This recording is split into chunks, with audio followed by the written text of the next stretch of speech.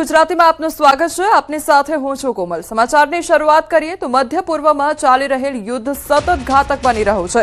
ટ્રમ્પે કહ્યું છે કે અમેરિકા લાંબા યુદ્ધ માટે તૈયાર છે। ટ્રમ્પે નુકસાન નિકટવર્તી હોવાની ચેતવણી આપી છે। મધ્ય પૂર્વમાં પરિસ્થિતિ ઝડપથી બગડી રહી છે તો મિસાઇલો, ડ્રોન, હવાઈ સંરક્ષણ સાથે યુદ્ધ સતત વધી રહ્યું છે।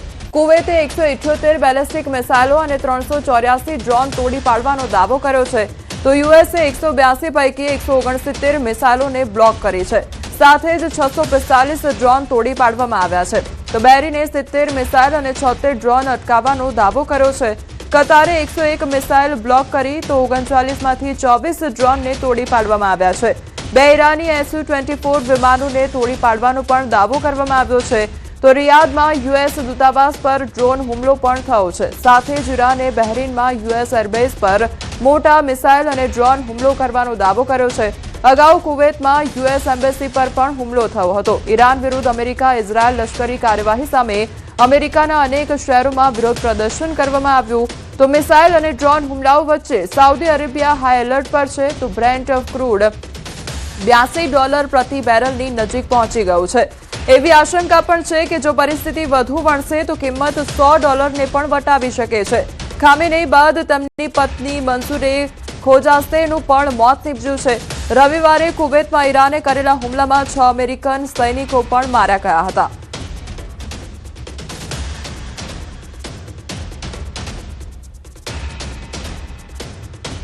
નાયબ મુખ્યમંત્રી હર્ષ સંઘવી સુરેન્દ્રનગરના દુધરેજની મુલાકાત લીધી છે ત્યારે વડવાળા મંદિરમાં આયોજિત હોળી મહોત્સવમાં નાયબ મુખ્યમંત્રી સહભાગી થયા હતા। આ પ્રસંગે તેમણે ગૌ હત્યારાઓ સામે રાજ્ય સરકારની ઝીરો ટોલરન્સ નીતિ પર ભાર મૂક્યો હતો।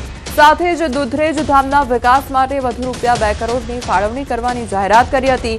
નાયબ મુખ્યમંત્રી હર્ષ સંઘવીએ કનીરામ બાપુ તેમજ લઘુ મહંત નાગરદાસ બાપુના આશીર્વાદ પણ મેળવ્યા હતા।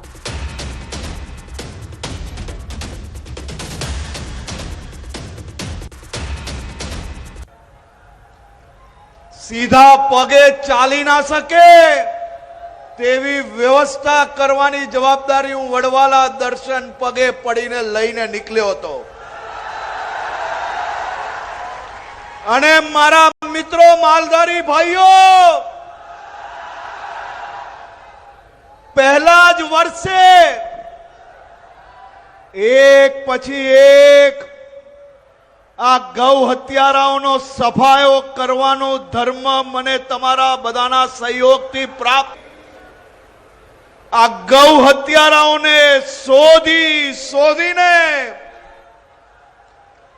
सीधा पगे चाली ना सके तेवी व्यवस्था करवानी जवाबदारी हूँ वडवाला दर्शन पगे पड़ीने लईने निकल्यो हतो।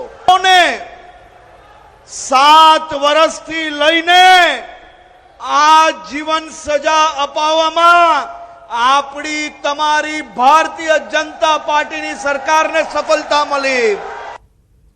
જૂનાગઢમાં એસટી બસ ચાલકની બેદરકારી સામે આવી છે। ચાલુ બસે ડ્રાઈવર ફોન પર વાતચીત કરતો દેખાયો તો મુસાફરોના જીવ જોખમમાં મૂકી ડ્રાઈવરે બેદરકારી કરી। જૂનાગઢથી વિસાવદર રૂટની એસટી બસની ઘટના સામે આવી છે।